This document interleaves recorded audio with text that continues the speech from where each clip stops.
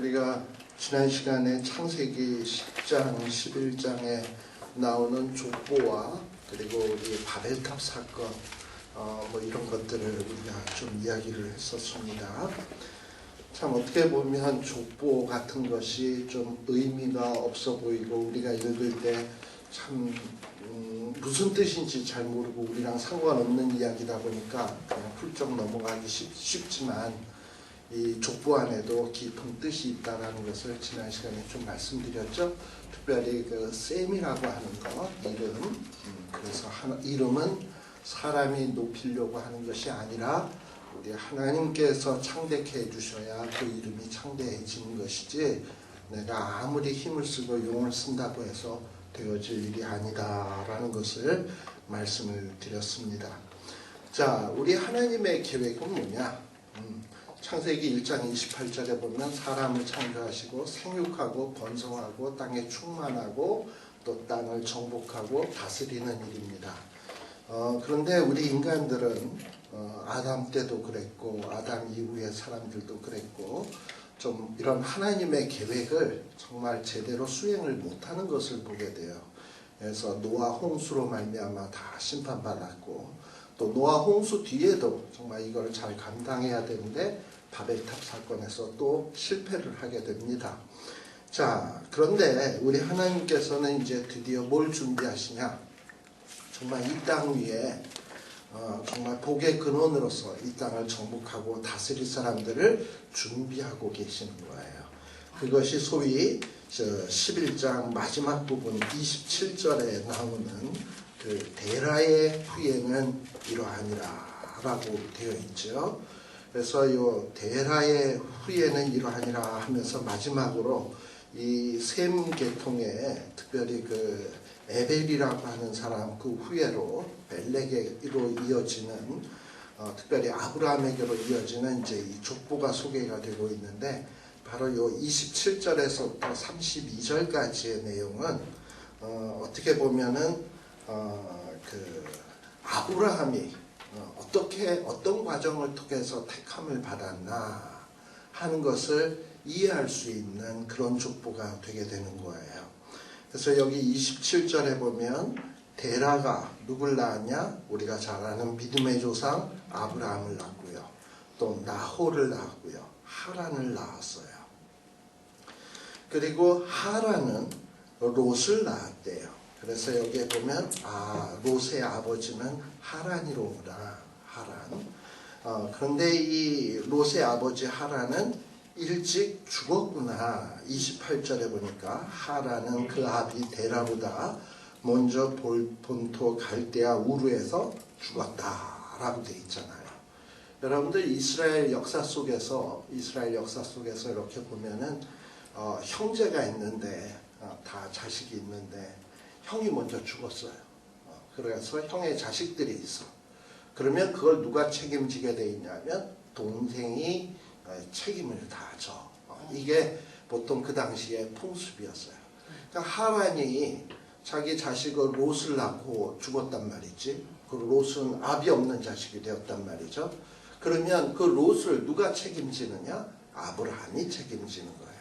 그래서 여기 우리가 짤막한 27절과 28절의 구절이지만 왜 아브라함하고 롯하고 같이 지내게 되었나 하는 이런 배경을 조금 우리가 느낄 수 있는 거예요. 하란이 일찍 죽어서 아브라함이 당시 전통에 따라서 이렇게 조카를 마치 입양식으로 해가지고 책임을 지고 데리고 다니는구나 라는 것을 우리가 알 수 있습니다.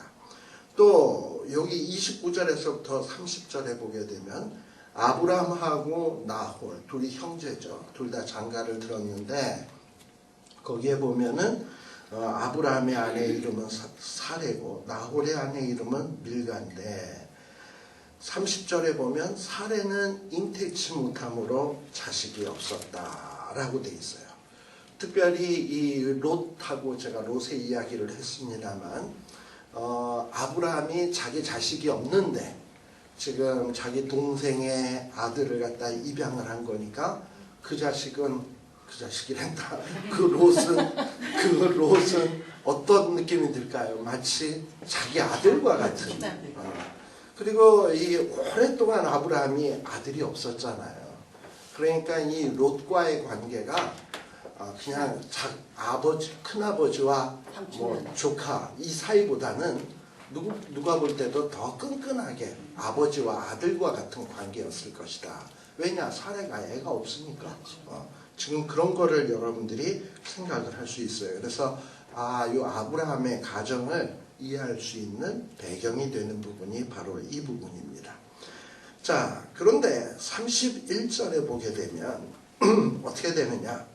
이 아브라함의 가정이 이제 그 갈대아 우르 땅에서 하나님께서 지정하신 땅, 가나안 땅을 향해서 떠나게 됩니다. 거기 31절에 보면 데라가 그 아들 아브라함과 하란의 아들 그 손자 롯과 그 아브라함의 아내 사레를 데리고 갈대아 우르를 떠나 가나안 땅으로 가고자 하더니, 이 갈대아 우르는 지금 어디쯤 되냐면 이라크 지역이에요. 그리고 가나안은 이스라엘 땅인 거예요. 그러니까 이라크가 이스라엘보다 동쪽에 있어요. 그러니까 동쪽에서 지금 서쪽으로 이동을 하는 겁니다. 우리 지난 시간에 제가 그 이야기 했나? 동쪽이 조금 안 좋은 곳이었다고 기억나시죠? 그래서 뭐 가인도 에덴 동편에 살았고 아담도 에덴 동편으로 갔고, 그리고 항상 이 동쪽으로 하나님을 피해서 갈 때 보면은 동쪽으로들 많이 갔더라. 그리고 소돔과 고모라 정말 하나님의 심판받았던 땅도 어디였다? 동쪽이었다. 반면에 서쪽은 어디냐? 하나님의 택하신 땅이 있는 쪽이었어요. 그런데 지금 하나님은 이 아브라함의 가정을 어떻게 하냐? 동쪽으로부터 가나안 땅으로 가라 그러는 거야. 그러니까 하나님이 지정한 땅으로 가라고 하는 겁니다. 아마 그래서 지난 시간에 좀 말씀을 드린 것 같습니다만, 사실 근데 어떻게 보면 동쪽이 더 땅이 비옥해요. 왜냐하면 거기는 유프라테스 강, 티그리스 강, 큰 강들이 흐르거든요. 근데 반면에 이스라엘은 요단강, 마치 이건 요단강이라기보다는 시내와 같은 그런 강이에요. 그거에 비하면 물도 굉장히 적고 척박한 땅이거든. 그런데 어떻게 보면 동쪽이 더 훨씬 비옥하고 좋으니까 거기가 살기 좋은데, 하나님은 거기서 살아라 하는 것이 아니라 내가 지정하는 땅으로 가라. 척박하고 이것보다는 좀 못하지만 글로 가라는 거예요. 왜 하나님은 왜 글로 가라 그랬냐? 이곳보다 훨씬 더 덜 비옥하고 식물들도 덜 자라고 여러 가지 부족한 것 투성인데 하나님만 주만 바라봐라. 제가 지난 시간에 이야기했을 거예요. 주만 바라보면 나머지는 비록 땅이 척박해도 하나님이 다 알아서 책임져 줄 거니까 주만 바라봐라 라고 하는 거예요. 그런데 사람들은 이런 어떤 놀라운 진리를 이게 마음에 참 믿기가 쉽지 않아요. 왜냐? 일단 눈에 보이는 게 이쪽이 더 좋아 보이거든. 이쪽이 더 풍성해 보이고. 근데 왜 하나님 일로 가라 그래? 여기 가면 더 힘들어질 텐데. 근데 하나님은 가라는 거야. 근데 가기 위해서는 뭐가 필요하냐? 믿음이 필요한 거야. 왜냐? 분명히 이곳이 안 좋은데 하나님이 가라 그랬으면 뜻이 있겠지. 하나님이 책임져 주겠지. 하나님이 풍성하게 해주겠지 하는 이 믿음이 있어야 가는 것이지, 뭐 봤는데 훨씬 못한데 간다? 이건 보통 용기가 아닌 거예요. 자, 그러니 거기에는 믿음이 필요한 겁니다. 근데 우리 하나님께서는 우리에게 그런 믿음을 요구하고, 눈으로 볼 때 비록 참 못하지만 글로 가라 라고 얘기를 하는 거예요. 왜냐? 나머지는 하나님이 책임을 져주겠다라고 이야기를 하고 계시는 겁니다. 그런데 끊임없이 이 성경의 이 역사를 쭉 보면 항상 지금 얘기한 요 문제 때문에 문제가 생겨요. 하나님은 요구하라 그러는데 사람이 볼 땐 요구하는 것보다 자기네 판단대로 하는 게 더 좋은 것 같아요. 그래서 사람들은 자꾸 하나님의 뜻을 거스리고 엉뚱한 것을 택하는 거예요. 왜냐? 그게 더 복될 것 같으니까. 근데 그걸 선택을 해놓고 시간이 지나 보면 어떻게 되느냐? 복될 줄 알았는데 시간이 지나 보니까 나빠. 그 대표적인 예가 뭐냐 하면 요단강 중심으로 동편의 땅을 루벤과 므낫세 지파가 요단 건너기 전에 너무 좋아 보여서 저 땅 우리가 갖겠다 그랬어요. 그랬더니 모세도 참 마땅치 않게 생각했어요. 너희들이 왜 이렇게 이스라엘 백성들을 낙심을 시키냐. 너희들이 그럼 저 땅 주긴 주는데 가나안 정복 전쟁 다 끝나고 너희들이 선봉에 서서 가나안 정복하는 일에 앞장서서 다 감당을 하고 그 다음에 가나안 정복이 이루어지게 되면 그 다음에 돌아와서 저 땅 가져라 조건부로 해서 줍니다. 분명히 르우벤과 므낫세 가츠파는 그 땅이 좋아 보여서 선택했지. 근데 그 땅에서 살면서 역사가 흘러가면서 어떤 결과가 벌어졌냐. 내가 눈에 좋아 보이면 다른 나라 강대국 주변의 강대국 눈에 보기에 좋아 보이는 거야. 그러니까 맨날 쳐들어와. 그래가지고 동네 북이 돼버렸어요. 그래가지고 이 르우벤과 므낫세 가츠파의 그 역사가 얼마나 고달픈 역사였는지 모릅니다. 왜냐하면 하나님이 가라 한 곳으로 안 가고 자기네들이 원하는 땅을 택한 그 대가가 역사 속에서 얼마나 똑똑하게 그 대가를 혹독하게 치르는지 몰라. 그게 참 어떻게 보면 성경의 역사예요. 그러니까 우리가 어떨 때 보면 하나님이 판단하실 때 이렇게 해라 그랬을 때 그게 안 좋아 보여도 그대로 따르는 것이 이게 복된 길인 것을 꼭 마음속에 명심하시고 또 믿으셔야 합니다. 자, 그런데 우리 하나님께서 이 아브라함의 가정을 지금 어디로 옮기시냐? 하나님이 지정한 땅이에요. 그렇다고 이 땅이 뭐 대단히 좋은 땅이냐? 그렇지 않아. 어떻게 보면 이 이란 갈대아 우르 땅보다 훨씬 못해요. 그런데 가라는 거야. 그러면서 왜 가라고 하냐? 복의 근원 삼기 위해서 글로 가라는 겁니다. 자, 그래서 이스라엘 백성들이 이제 가나안 땅으로 가게 됩니다. 자, 그런데 이렇게 아브라함하고 여러분들 이 족보에서 아브라함하고 아브라함의 이야기를 가만 보면 아브라함의 형제 하란이 일찍 죽었다 그랬죠. 롯의 아버지. 예. 근데 이 아브라함이 여러 가지 이 슬픔을 좀 겪는데요. 그것이 아브라함만 겪은 게 아니라 아브라함의 아들이었던 이삭도 동일한 어떤 경험을 좀 겪습니다. 이 아브라함은 형제 하란이 일찍 죽지만 이삭은 이스마엘, 그 자기의 그 형제였던 배다른 형제였던 이스마엘이 일찍 죽어요. 그리고 지금 아브라함의 경우에는 사라가 자식이 없었습니다. 근데 알다시피 이삭도 나이 40에 결혼을 해가지고 60세 될 때까지 자식이 없습니다. 그리고 또 아브라함은 이 하란의 아들이었던 롯과 동행을 하다가 나중에 각각의 목자들이 다투는 바람에 이별을 하죠. 그런데 이 야곱과 에서도 정말 한 배에서 동행하면서 태어났는데 그런데 자라다가 보니까 이제 서로 본의 아니게 분리가 되게 되고 원수지간처럼 되어지게 되는 것을 우리가 볼 수 있습니다. 이렇게 아브라함도 그렇고 이삭도 그렇고 많은 아픔이 있습니다. 이별도 있고요. 자식 못 낳는 어떤 이런 고통도 있고. 근데 그런 어떤 그런 과정을 통해서 그러나 하나님께서 아브라함에게도 그렇고 이삭에게도 그렇고 처음에는 참 별 볼 일 없는 것 같은데 맨날 이별하고 자식 못 낳고 정말 복도 지질이 없는 것 같은데 하나님이 복 있는 단계로 차곡차곡 채워가신다라는 거예요. 이게 하나님의 백성들의 모습이에요. 그러니까 저와 여러분들도 마찬가지예요. 우리들도 뭐냐면 아브라함의 후손이거든. 그러니까 그 시작할 때는 어떠냐?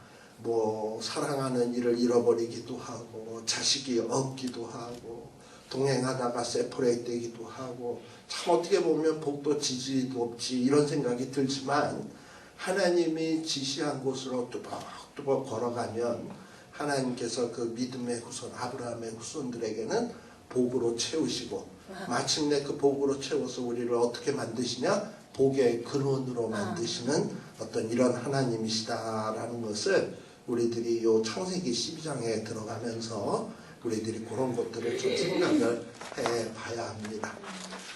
그리고 이제 요 창세기 12장에서부터 50장까지의 내용은요. 그동안은 어떻게 보면 이야기의 내용이 전 인류에 대한 내용이었어요. 이 노아의 후손들이 전 인류가 되는 거잖아요.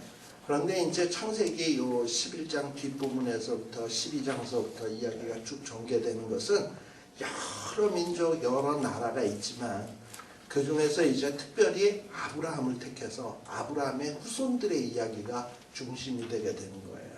그러니까 이스라엘 나라 민족의 이야기로 아주 범위가 확 줄어들어 버린 거예요. 다른 나라, 다른 민족에 대한 얘기는 필요할 때만 잠깐 나올 뿐이지 이제 메인 주로 이야기하면은 이스라엘 아브라함의 후손에 대한 이야기만 나오게 되는 겁니다.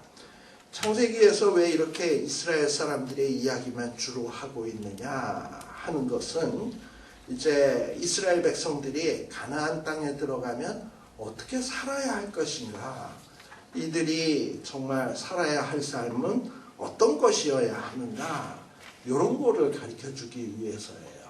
우리 창세기 1장에서 제가 아까 말씀드렸지만 이스라엘 백성들은 그저 잘 먹고 잘 살고 편하게 지내고 즐겁게 사는 게 이게 목적이 아니라 그들은 생육하고 번성하고 땅에 충만하고 또 여기서 끝나면 짐승이랑 똑같지.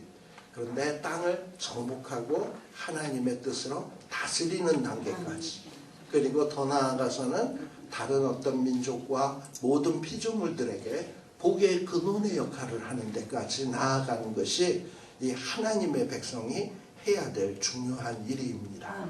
그래서 우리 하나님께서는 이 창세기 12장에서부터 50장까지는 특별히 이 아브라함의 가정에 초점이 맞춰서 이야기가 전개가 되는데, 앞부분에는 아브라함, 그 다음에는 이삭, 야곱, 요셉 이러면서 각각 다른 사람들의 이야기를 이렇게 쭉 해요. 물론 그 자식의 자식으로 이어지는 이야기입니다만, 근데 여러분들 알다시피 아브라함, 이삭, 야곱, 요셉 똑같지가 않잖아. 딱 머릿속으로 생각해도 아브라함 하면 탁 떠오르는 이미지가 있고, 또 이삭 하면 떠오르는 이미지가 있고, 야곱 하면 떠오르는 이미지가 있고, 요셉 하면 떠오르는 이미지가 있죠. 결론적으로 얘기한다면 아브라함 하면 어떤 이미지가 떠오르나요? 아브라함은 처음에 하나님이라는 존재에 대해서도 잘 몰랐어요. 근데 하나님이 떠나라 그러니까 떠나는데 왜 떠나야 되는지 참 그랬거든요. 그런데 어디로 가야 되는지도 알지 못하는데 하나님이 가라는 대로 뚜벅뚜벅 그냥 믿음으로 걸어간 사람이 아브라함이에요. 그게 아브라함의 이미지고, 또 이삭은 어떠냐? 이삭은 참 순종의 사람이야. 아버지가 제사 지내러 가자. 지금 교재에는 안 나오는 내용입니다. 이삭을 데리고 제사 드리러 가자. 근데 아버지의 말에도 순종하고, 그냥 칼 들고 죽이려고 하는데도 순종하고, 이러면서 그저 아버지의 말이라면 그냥 끽소리 않고 순종하던 순종의 이미지가 딱 있어요. 그리고 또 뿐만 아니라 이삭의 같은 경우에는 어떤 느낌도 드냐 하면, 이삭은 결혼을 40에 해요. 그것도 자기가 여자를 연애 결혼한 게 아니라 아버지가 지정해 준 여자를 통해서 결혼을 해요. 참 어떻게 보면 참 오랫동안 기다렸다, 결혼을. 그리고 40에 결혼을 했는데 애는 몇 살에 낳냐? 60에 낳아요. 근데 20년 동안 불임이었다는 얘기인데, 이렇게 애를 못 낳으면 중간 과정에서 아버지처럼 하가를 들인다든지 첩을 들여서라도 이 자식을 낳고자 하는 욕심이 있을 거 아니에요. 그런데 이삭은 그러지 아니하고 하나님이 주실 때까지 인내하면서 기다렸던 사람입니다. 그래서 이런 면에서 이삭은 어떤 이미지냐? 인내의 사람, 순종의 사람. 그리고 주변의 사람들이 운물 내놔 그러면은 가죠. 다투지 아니하고. 그럼 딴 데 가서 운물 또 파. 그럼 또 나와. 또 빼서 또 줘. 이러고선 다투지 아니하고 악을 악으로 갚지 아니하고 선으로 악을 이기는 사람이 이삭의 이미지예요.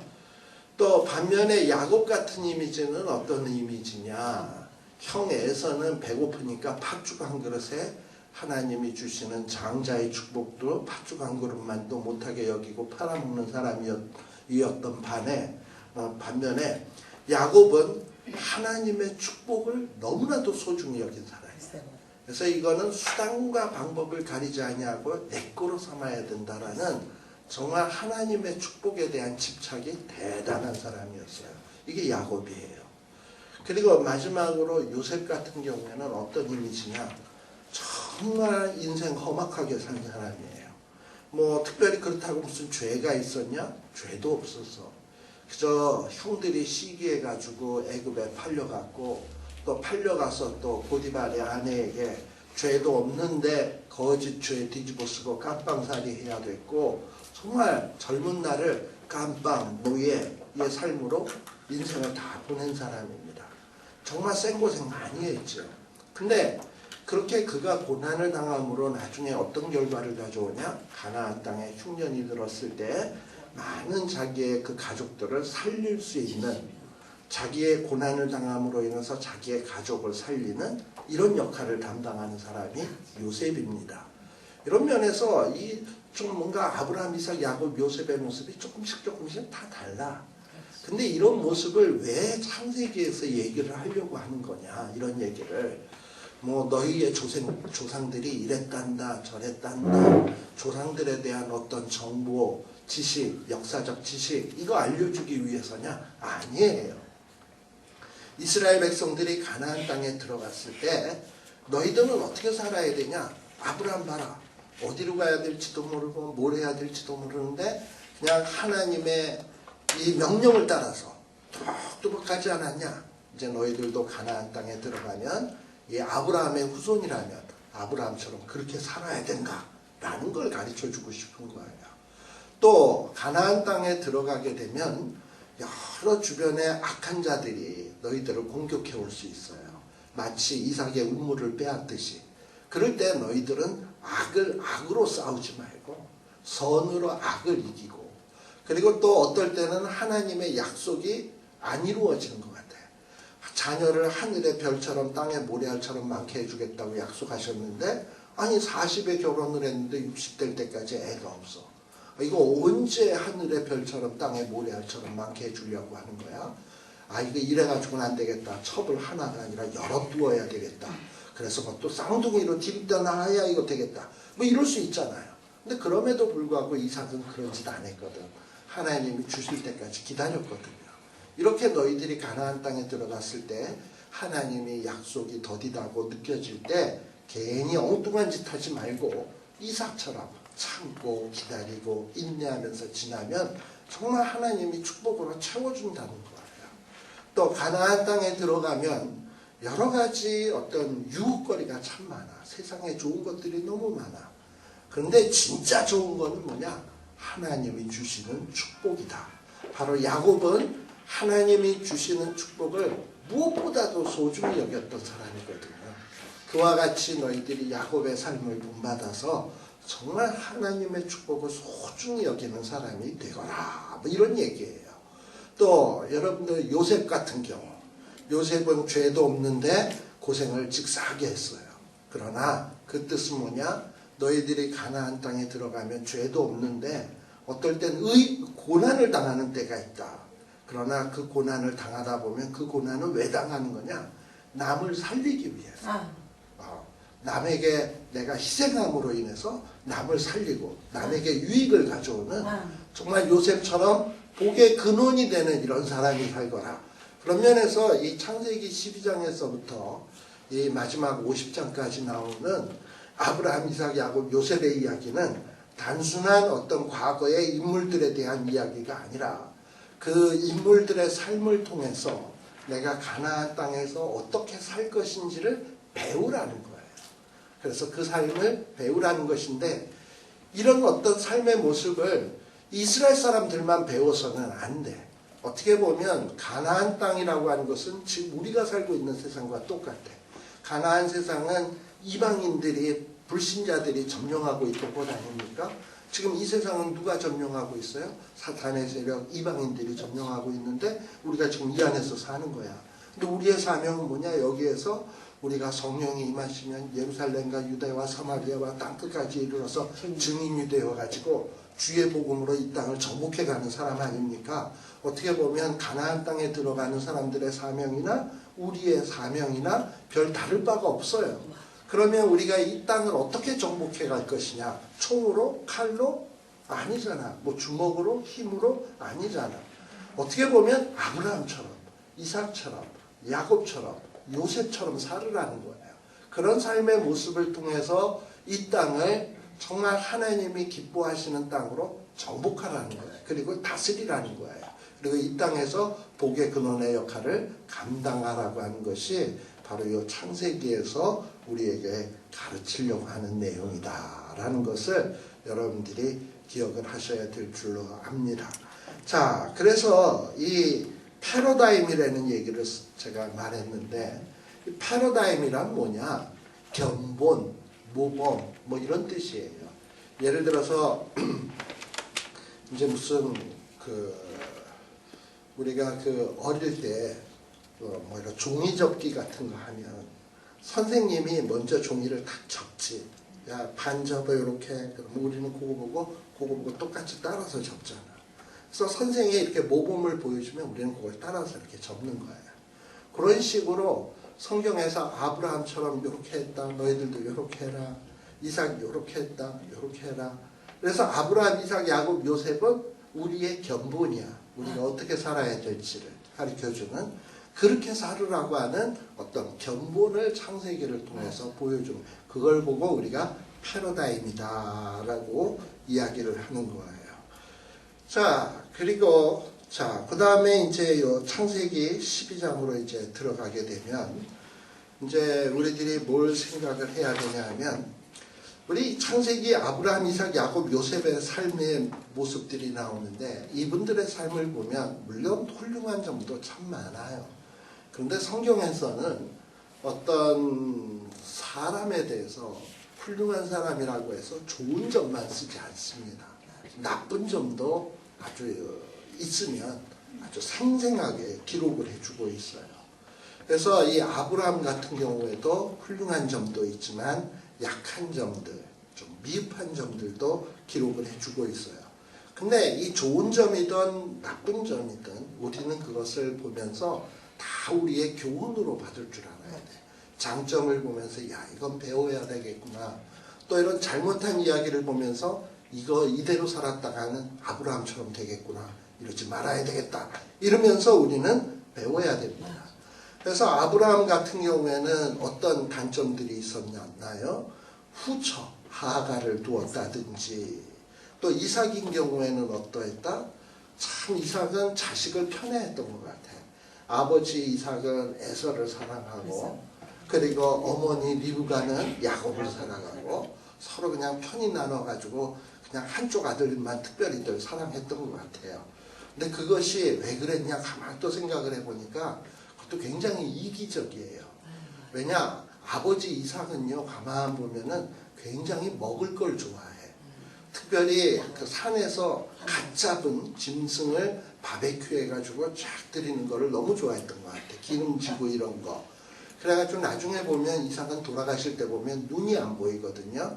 아마 당뇨 합병증이 와가지고 눈이 안 보이게 됐거든요. 근데 그런 상황에서도 마지막에 죽기 전에 뭐라 그러냐, 내가 만난 게 좀 먹고 싶다, 이러고 그래 좀 해와라, 이러는 걸 보면 굉장히 또 먹는 걸 또 탐했던 사람이고, 그러다 보니 자기에게 좋은 음식 갖다 주는 자식만 이뻐했어. 그러니까 에서를 이뻐했던 거예요. 반면에 리브가는 어떠냐, 야곱은 어디 나다니기를 참 싫어했거든. 그러니까 집에 있으면서 뭐 부엌에서 설거지를 하면 어머니 도와줘, 청소하면 도와줘. 그러니까 제일 이쁘지, 자기 일 도와주니까. 그러니까 다 자기에게 좋으면 좋은 거야, 자식도. 자기가 싫으면 싫은 거야. 그러니까 참 이런 걸로 인해서, 근데 결국은 이 자식에 대한 이 편애가 자식 간의 시기와 다툼을 일으키게 되고 가정에 비극을 가져오게 되었다라는 거. 이런 것들도 우리들이 좀 볼 필요가 있고요. 그 다음에 뭐 야곱 같은 경우는 어떠합니까? 너무나도 간사하고 속이고 인간적인 꼼수를 쓰는 그런 사람 아닙니까? 참 이런 어떤 단점들이 있어요. 요셉 같은 경우에는 뭐 이렇게 특별히 단점이라고 찾아볼 수는 없지만, 그러나 굳이 단점이라고 얘기한다면 이 요셉이 이 애굽의 왕을 굉장히 부자되게 만들었어요. 그래가지고 그런 바람에 애굽의 왕은 왕 중에 왕이 돼버리고 그 나머지 사람들은 노예가 되는 거야. 왜냐하면 식량 갖고 마치 무기처럼 이러다 보니까 모든 사람들은 그 밑에 신하처럼 돼요. 그러니까 인간이 평등한 게 아니라 인간이 이렇게 뭐 불균형적인 어떤 시스템을 만들게 되었거든요. 그러니까 요셉이 사실 어떻게 보면 그 정책을 발휘한 것 아니겠습니까? 근데 결국은 그걸로 인해서 굉장히 사회적인 어떤 이런 불평등, 어떤 사회 계급 구조 이런 것들을 발생시키는 걸 보면 사람이 하는 일은 암만 의롭고 좋아 보여도 항상 문제가 생길 수 있다라는 것을 우리가 느낄 수 있습니다. 그러나 어쨌든 이들의 이야기를 통해서 우리에게 뭔가를 보여주고자 하는 것이 지금 우리 창세기에서 가르치려고 하는 것이에요. 자, 그런데 이제 오늘은 이제 아브라함의 이야기를 좀 우리가 특별히 이제 시작을 해야 되는데, 여러분들이 창세기 아까 12장 27절서부터 데라의 족보를 쭉 봤는데 특별히 31절을 한번 보십시오. 31절에 보시게 보면 어떻게 시작을 하느냐.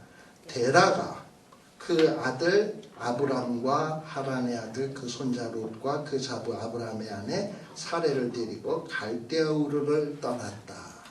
자, 갈대아 우르를 떠날 때 누가 모든 가족들을 데리고 떠난 겁니까? 데라가. 우리는 갈대아 우르에서 떠날 때 누가 떠난 걸로 알고 있습니까? 아브라함이 떠난 걸로 알고 있는데 성경에는 분명히 뭐라고 되어 있냐면 데라가 아브라함을 데리고 떠났다라고 되어 있어요. 그죠? 네. 그리고 실질적으로 하나님께서 아브라함에게 떠나라고 한 곳은 어디냐 하면 12장에 보게 되면 여호와께서 아브라함에게 이르시되 너는 본토 친척 아비집을 떠나 내가 지시할 땅으로 가라라고 하는 게 창세기 12장에 나옵니다. 자, 그런데 여러분들이 31절에 보면 분명히 데라가 데리고 떠났고요. 그래가지고 데라가 이렇게 해서 데리고 떠나다가 어디로 왔냐? 갈대아 우르를 떠나서 가나안 땅으로 가고자 하다가 어디에 이르렀다? 하란에 이르러서 거기에 거했다 이 말이죠. 거기에 거하다가 데라는 몇 세? 205세를 향수하고 하란에서 돌아가셨다라고 되어 있습니다. 자, 그러면 12장 1절에서 여호와께서 아브라함에게 나타나신 것은 갈대아 우르겠습니까? 하란이겠습니까? 하란이겠죠. 네. 하란에서 12장에 나타난 거죠. 데라가 살아있을 때 나타난 겁니까? 죽은 다음에 나타난 겁니까? 죽은 다음에 나타났다라고 보는 게 상식적이겠죠. 네. 자, 그래서 요거를 여러분들이 잘 머릿속에다가 생각을 해볼 필요가 있습니다.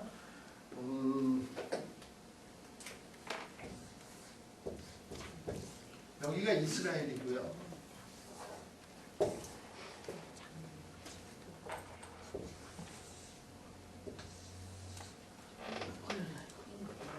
자, 이게 유프라테스강, 티그리스강이 이렇게 흐릅니다. 굉장히 길게 흘러요. 근데 갈대아 우르는 어디냐면 여기에. 근데 얘네들이 지금 데라가 어디로 와야 되냐? 이렇게 이쪽은 사막 지역이고 이래서 이동하기가 힘들어. 그래서 위로 쭉 올라와가지고 이렇게 북쪽으로 해서 아래로 내려오게 돼 있어요. 가나안으로 오려면. 자, 근데 여기가 갈대아 우르고 하란은 어디쯤이냐? 여기 이제 요 강 건너서 딱 들어오면은 이제 가나안으로 넘어오는 지역이에요. 하란은 여기에요. 그러니까 데라가 데리고서 하란까지 온 거야. 하란까지 와서 데라는 거기에서 죽은 겁니다.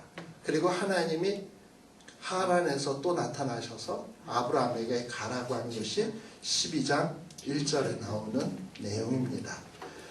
자, 그런데 요 아브라함의 이 갈대아 우르에서 떠나는 요 이야기는 요 창세기에만 나오는 게 아니에요. 여호수아 24장 2절에서부터 3절입니다. 여러분들 교재에는 69페이지에 있어요. 위에서부터 셋째 줄에. 여호수아 24장에 보게 되면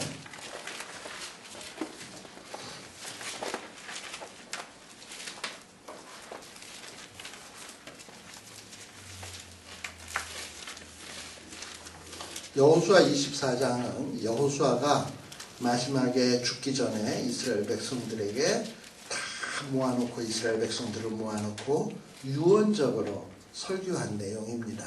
근데 이 유언적인 설교를 할 때 과거 이스라엘의 역사를 다시 한번 이렇게 회상을 하면서 설교를 해요. 자, 그런데 이전에 보게 되면 여호수아가 이렇게 모든 백성들을 모아놓고 유언적으로 설교를 하는데 뭐라고 얘기를 하냐? 이스라엘 하나님 여호와의 말씀에 옛적에 옛날에 너희 조상 뭡니까? 조상들 하나 여러 조상들 곧 아브라함의 아비 나홀의 아비 데라가 강 저편에 거하여 다른 신들을 섬겼다. 자, 여기 보면 조상들이 강 저편에서 다른 신을 섬겼다라고 돼 있죠. 근데 여러분들이 잘 보면 이 2절의 말씀을 보면 좀 문법이 좀 잘못된 것 같아. 왜냐?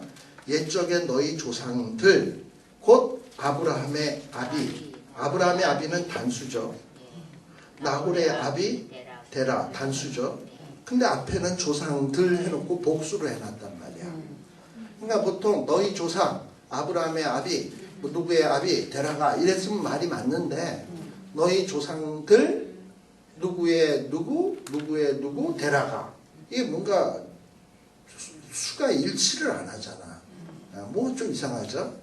자, 그렇다면 여기에서 근데도 이게 성경에서 이거를 문법을 수정하지 않냐고 조상들이라고 분명히 써놓고 있거든. 자, 그렇다면 이게 도대체 뭔가? 도대체 만일에 조상들이 강 저편에서 거하면서 우상을 섬겼다면 이 조상들 안에 들어가는 사람은 누구일까?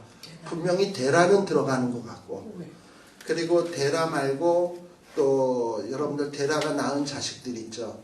나홀, 하란, 아브람. 이 사람들은 우상을 섬겼을까 안 섬겼을까? 섬겼어요. 조상들이 섬겼으면 섬겼다고 봐야죠. 그리고 지금 이 얘기를 누구한테 하는 거예요? 이스라엘 백성들한테 하는 거 아닙니까? 이스라엘 백성들에게 너희 조상 하면은 누굽니까? 데라입니까? 아브라함입니까? 아브라함이지 더. 조상하면 아브라함이 더 그거지. 직접적인 조상이지.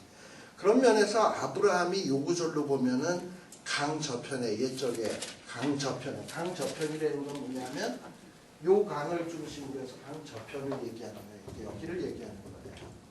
요단강도 저편, 이 강도 저편 해가지고 강 저편에 거할 때 뭘 했냐? 조상들이 데라, 아브라함, 나홀, 하란 뭐 이런 사람들이 뭘 했다? 우상을 섬겼다. 이렇게 볼 수 있어요. 근데 왜 데라만 나오느냐? 당시에 이 집안에서 제일 대표적인 어른이 누구냐면 데라거든. 그러니까는 뭐 우상은 여럿이 섬겼지만 대표로 책임을 질 때는 누가 되는 거냐면 데라가 되는 거예요. 그래서 데라네 집안이 강 저편에서 뭘 했다? 우상 섬겼다. 자, 이 얘기를 하면 무슨 얘기가 되느냐 하면 아브라함도 처음에 하나님 앞에 부름받기 전에는 뭐 했다? 우상을 숭배했다라는 얘기가 돼요. 우리가 간혹 우리가 믿음의 조상들이 워낙에 훌륭하다 보니까 훌륭한 것만 생각을 하다 보니까 그들의 단점을 못 보는 경우들이 있어요. 그래서 이 아브라함은 믿음의 조상이니까 또 모리아산에서 이삭을 바치기까지 훌륭한 신앙을 보였던 인물 아닙니까? 그러다 보니까 이 아브라함은 뭔가 시작서부터가 남달랐을 것이다라는 어떤 이런 오해를 하기가 쉬워요. 저 역시 그랬어요. 그래서 저는 이런 생각을 했지. 아브라함이 갈대아 우르에 있을 때 어떻게 신앙생활을 했을까? 그러면서 제 생각엔 이런 생각이 들었어요. 그때 선생님들도 그렇게 가르쳤던 것 같아. 어린 아브라함이 아버지는 맨날 우상 숭배하는데 어린 아브라함은 누굴 숭배하냐? 하나님을 숭배하는 거야. 그래서 골방에서 하나님 흑흑흑 우리 아버님이 맨날 우상 숭배만 하고 그래요. 우리 아버님 좀 회개시켜 주시옵소서. 그랬더니 아버지는 또 너 와서 야 이리 와서 우상 숭배 같이 제사 드리자 이럴 때 저는 못해요 해서 막 도망을 가고 그래서 아버지한테 두들겨 맞고 그래서 또 흑흑흑 우리 아버지를 용서해 주시옵소서. 맨날 이러면서 핍박 속에서 지내는데 어느 날 하나님이 짠 나타나서 아브라함아 참 너가 불쌍하구나. 너는 내가 지시할 땅으로 가라. 친척 아비집을 버리고 떠나라. 그랬대. 그래도 어떻게 친척 아비집을 떠납니까? 그래도 떠나라. 그래서 옛살 이러고서 떠나지 않았을까? 뭐 좀 이런 생각을 했어요. 근데 아마 우리 주일학교 때 성경 공부를 배우거나 그랬을 때 좀 그런 느낌들을 들지 않았을까 싶어요. 근데 가만 성경을 보니까 그게 아닌 것 같아. 또 하나 우리가 한 구절 찾아볼 때가 어디냐면 사도행전 7장이에요. 사도행전 7장에 보게 되면 사도행전 7장은 스데반 집사님의 설교입니다. 이 스데반 집사님의 설교에 보면 또 이 아브라함에 대한 이야기를 또 해요. 스데반 집사님도 설교를 할 때 과거의 역사를 쫙 회상을 하면서 설교를 해요. 그런데 사도행전 7장 2절서부터 보겠어요.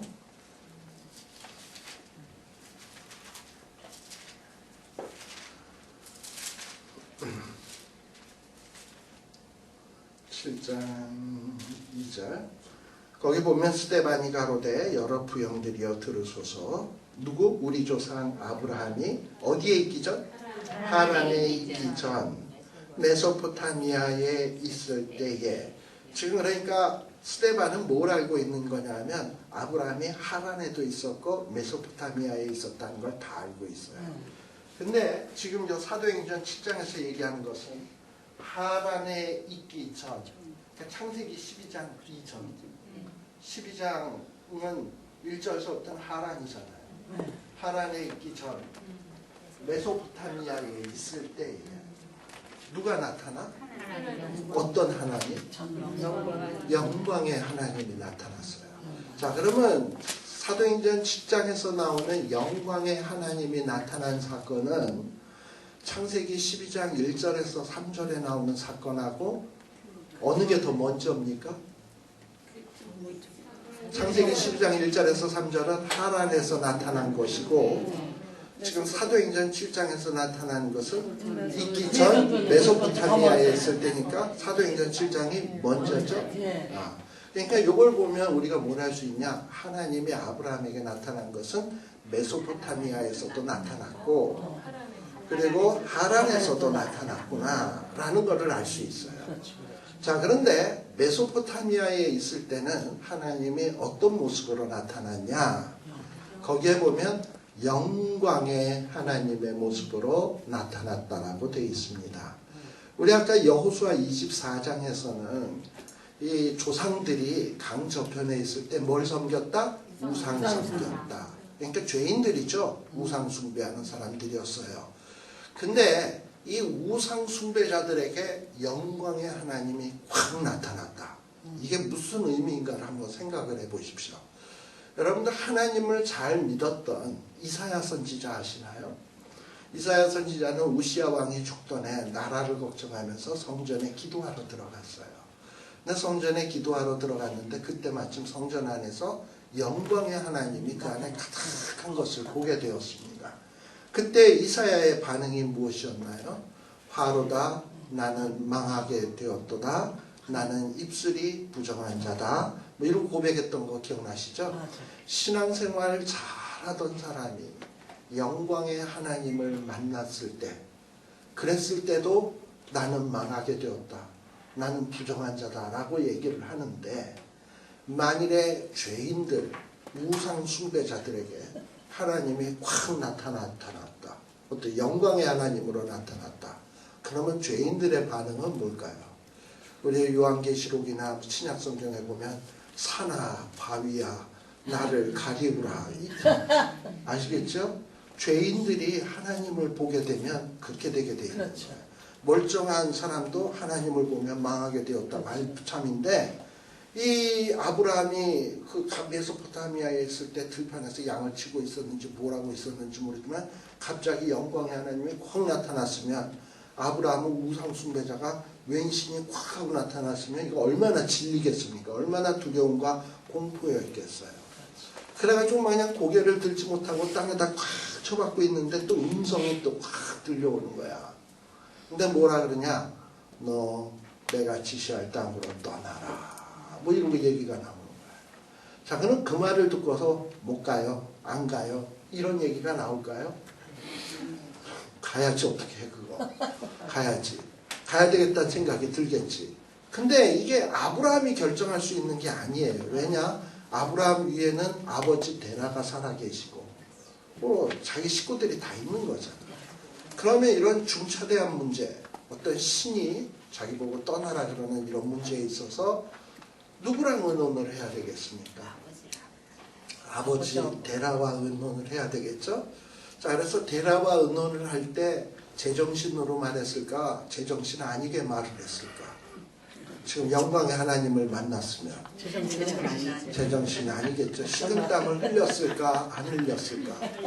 얼굴이 퍼렇게 질렸을까? 안 질렸을까? 그렇죠. 답이 나오죠. 그러니까 아버지가 볼 때도 아브라함을 딱 보니까는 얘가 제정신이 아니고 뭔가를 경험을 했구나. 그래서 막 개거품을 물고서 막 말도 더듬으면서 얘기를 하는데 뭐라고 얘기하냐? 떠나라는 거야. 우리가 떠나야지. 안 떠났다간 저 영광의 하나님인가 뭔가한테 돼지게 맞을 것 같다라는 얘기를 하는 거예요. 근데 그 얘기가 막 식은땀을 절절 흘리면서 부들부들 떨면서 얘기하는 게 평소의 얘기와는 전혀 다르거든. 자, 그럼 그런 얘기를 들었던 아버지 데라는 떠나야 되겠다는 생각이 들까? 그냥 죽치고 있어야 되겠다는 생각이 들까? 떠나야 되겠다는 생각이 들겠죠. 이게 뭔가 안 떠나면 심상치 않은 일이 집안에 생기겠구나. 뭐 좀 이런 생각이 들 거 아니에요. 그런데 이스라엘 사람들에게 있어서 그 당시 데라와 뭐 아브라함 뭐 이런 사람들에게 있어서 이사하는 거 이거 그렇게 큰 문제가 아니야. 우리 보고 지금 이 미국 땅을 떠나 한국으로 돌아가라 그러면은 참 뭐 계산이 복잡해지잖아요. 그러니까 비즈니스는 어떻게 처리하나, 집은 어떻게 하지? 그냥 뭐 아무것도 없는 사람은 쉽지. 가라 그러면 언제든지 갈 수 있지만 뭐 이것저것 기반을 잡아놓은 사람은 떠나기가 쉽지 않잖아요. 근데 데라나 아브라함이나 그들의 직업은 뭐냐면 목자예요. 그래서 집이 뭐 어디서 사냐면 텐트 생활을 해. 그러니까 떠나라 그러면 텐트 걷어서 약대에다 싣고 떠나면 되는 거야. 뭐 그러니까 이사가 전혀 어려운 게 아니에요. 근데 뭐 아브라함이 막 그렇게 침을 뚝뚝 뛰면서 식은땀을 흘리면서 떠나야 된다고 얘기하는데 아버지가 반대할 이유가 뭐가 있겠습니까? 그래 떠나자. 그래서 여러분들 창세기 11장 아까 31절에 보면 누가? 데라가 자기의 가족들을 다 데리고 떠난 거예요. 그래서 떠났어. 떠나서 이렇게 오니까는 이제 여기에 강을 건너서 가나안 땅으로 넘어가야 되는데 이 강 건너가면은 말도 달라지고 문화도 달라지는 거야. 그러니까 이 데라 입장에서 보면 너무 위험 부담이 커요. 예를 들면 우리가 지금 저 북쪽으로 이사를 가는데 쭉 가다가 신우주까지 딱 가서 압록강을 딱 건너면 이제 중국말로 바뀌잖아요. 우리 예집사님 같은 경우에는 전혀 그게 부담이 안 되겠지만 우리 같은 경우에는 그걸 딱 건너가면 일단 말이 안 들릴 거고 뭐 하겠어 이게 지금. 그러니까 우리는 어디서 살자? 야 떠나라 그래서 떠나서 신의주까지 왔으면 얼마치 다 왔지 뭘 또 가냐. 그러니까는 데라는 어디서 머물자 그러냐면 하란에서 머무는 거예요. 근데 하나님이 보내고자 하는 땅은 하란이 아닌 거거든.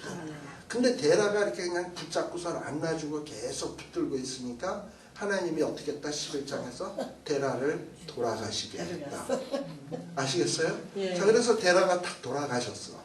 자, 그러면은 아브라함은 무슨 생각이 들까요? 데라가 탁 죽는 모습을 보면서 보통 우리가 집안에 어떤 우환이 생기면 내가 하나님 앞에 뭐 잘못한 게 있나? 뭐 이런 생각이 들 거 아니에요. 그냥 데라가 탁 죽었단 말이지. 하나님 앞에 뭐 잘못한 거 있나? 있지. 지시할 땅으로 가야 되는데 지금 안 가고 하란에서 죽치고 있는 거잖아요. 그러니까 데라가 죽었단 말이지. 그랬는데 데라가 죽고 난 다음에 하나님에 대해서 뭔가 두려움을 느끼고 있는데 그때 마침 누가 나타나서? 하나님이 아브라함에게 나타나서 하는 얘기가 뭐냐면 창세기 12장 1절인 거예요. 그 다음에 하란에서 아브라함에게 뭐라 그러냐? 너 떠나라 라고 얘기하는 거야. 자, 그러니 이 지금 요 12장 1절에서 나오는 떠나라는 두 번째 하나님의 나타나심이죠.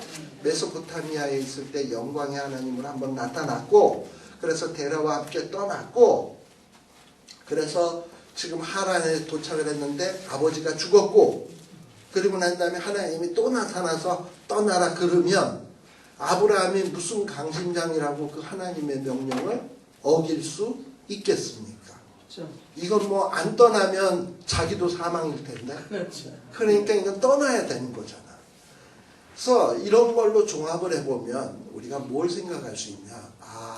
아브라함도 그 신앙의 첫 출발은 우리와 별반 다르지 않았구나. 그도 우상 숭배자였고 하나님을 알지 못하고 정말 한심한 자였는데 우리가 아직 죄인 되었을 때 하나님께서 먼저 우리를 사랑해 주신 거거든요. 아브라함도 아직 죄인 되었을 때 하나님이 먼저 아브라함에게 나타나서 떠나라 그래가지고 불러주신 거야. 그러니까 아브라함에게 나타나서 하나님이 사랑을 보여주시고 떠나라 그러니까 아브라함이 가는 겁니다. 근데 가는데 아브라함은 우상 숭배자였고 별 볼 일 없는 사람이었는데 끌려가는 거야. 하나님에 의해서 끌려가면서 그 믿음이 깎이고 훈련받고 시련받고 이러면서 그 믿음이 다듬어져서 나중에 한 25년쯤 지났을 때, 아니 그거보다도 또 한 13년 더 지났을 때, 이삭을 바칠 때가 25년 지났을 때는 100세고 그 다음에 100세에서 이삭을 모리아산에 바칠 때는 13년 뒤니까는 25 더하기 13이면 38년 아닙니까? 한 38년 동안 지내다 보니까 그때의 믿음은 어느 정도 되었냐. 이삭을 바치라 그러면 바칠 수 있는 믿음이 된 거예요. 그러니까 아브라함은 뭐 어릴 때서부터 우리 아버지를 용서해 주세요 이런 신자가 아니었던 거야. 아브라함도 똑같이 그냥 뭐 똥오줌 못 가리고 그냥 우상 숭배하고 이랬던 사람인데 하나님이 나타나서 붙잡아서 끌고 가시니까 또 그럴 때는 안 가려고 지식대로 하려고 딴짓거리 하다가 얼마나 많은 고통들이 있습니까? 하갈 뭐 사건 이런 것들이 있잖아요. 그리고 또 뭐 어떤 동네에 가서는 자기 와이프를 누이라고 속이고 뭐 이러면서 여러 가지 하나님을 믿지 못하고 딴짓거리 하다가 참 시련을 당하거든요. 근데 그런 어떤 과정들을 통해서 아브라함이 결국은 어떻게 되느냐 하면 나중에는 믿음의 훌륭한 사람이 되는 거예요. 그러는데 몇 년 걸렸다? 40년. 38년. 38년이 걸렸다. 근데 또 38년이 걸렸는데요. 나중에 그 리브가가 죽잖아요. 리브가가 죽고 난 다음에 또 그두라라고 하는 여인을 두어서 또 자식들, 그 노익장에 또 자식을 그때 또 놔 또. 아무튼 뭐 또 이런 걸 보면 또 이렇게 아브라함의 파괴의 믿음은 그렇게 또 썩 안 훌륭해 보여요. 그러니까 인간이라는 게 암만 믿음의 조상이고 뭐고 간에 아무튼 죽을 때까지 이게 그냥 그런 것 같다라는 생각이 들어요. 그래서 저는 아브라함이 내 믿음의 조상이구나 라는 생각이 들어요. 왜냐 아브라함이 초초랑부터 다르고 그의 삶이 그냥 계속 거룩했다 그러면 저랑은 다른 나라 사람인 것 같아요. 저랑은 같은 과가 아니야. 그렇다면 같은 과가 아니라는 얘기는 나는 그분의 후손이 아니라는 얘기지. 근데 가만 보니까 같은 과야. 이건 뭐야? 이분은 나의 조상이라는 얘기야. 그렇잖아요. 그렇잖아요. 그러니까 아브라함은 우리 믿음의 조상 맞아요. 물론 여기 이 가운데는 혹시 또 다른 과가 있는지 몰라. 그분은 아브라함의 후손 아니야. 무슨 뭐 천사의 후손이거나 그럴 것 같은데 그런 분 없겠지 뭐. 뭐 다 똑같겠지. 그러니까 우리는 뭐냐? 아브라함의 후손인 거예요. 그래서 이 아브라함의 후손이다라는 의미가 뭔지를 조금 알기 위해서는 이 창세기 11장 끝부분하고 이 12장 첫 부분에 나오는 이 전후 관계를 잘 한번 생각해 보는 것이 필요하다라는 얘기입니다. 잠시 쉬었다가 우리 또 이야기하도록 하겠습니다.